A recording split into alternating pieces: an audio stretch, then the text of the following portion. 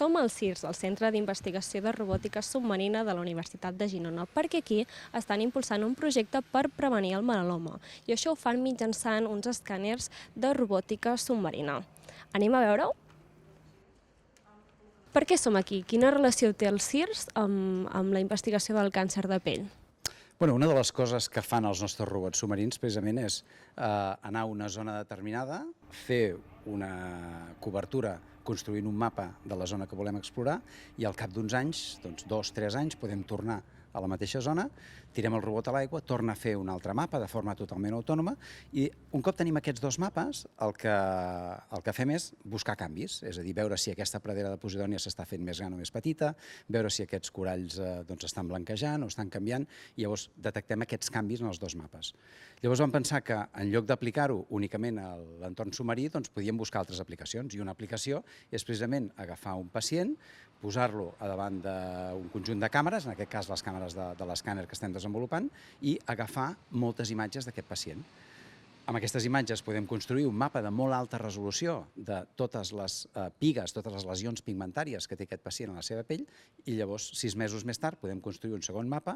El pacient estarà en una posició lleugerament diferent, canviarà, potser s'haurà engreixat una mica, però podem alinear els 2 mapes de nou i trobar si en aquests 2 mapes torna a haver-hi canvis. I a més agafem informació demogràfica del pacient, és a dir, quin és el gènere, quina és l'edat, a on viu, quina és la seva professió.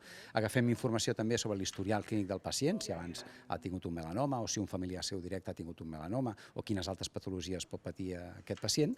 I, a més, agafem una mostra de saliva del pacient i amb aquesta mostra de saliva analitzem la genòmica i veiem si hi ha mutacions en alguns gens que fan que aquest pacient tingui més probabilitat de fer un determinat tipus de càncer de pell. I tota aquesta informació, juntament amb exploracions anteriors, les posem totes juntes en el que nosaltres anomenem en el projecte el Cognitive Assistant, que és un assistent cognitiu, un sistema d'intel·ligència artificial que recull tota aquesta informació, que la processa i que ens dona quin és el risc d'una determinada lesió del pacient de ser o no un melanoma. I com et vas donar compte que aquesta aplicació era possible?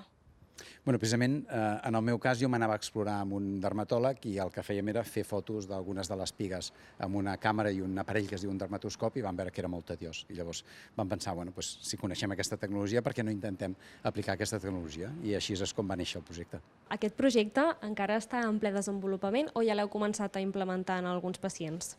Bé, està en desenvolupament, el que passa és que per poder-lo desenvolupar necessitem agafar dades d'aquests pacients i ara mateix, per exemple, en l'Hospital Clínic ja s'han escanejat 100 pacients. Aleshores, aquestes dades seran anotades per als metges com perquè puguin entrenar els sistemes d'intel·ligència artificial per aprendre a detectar el que hagin de detectar.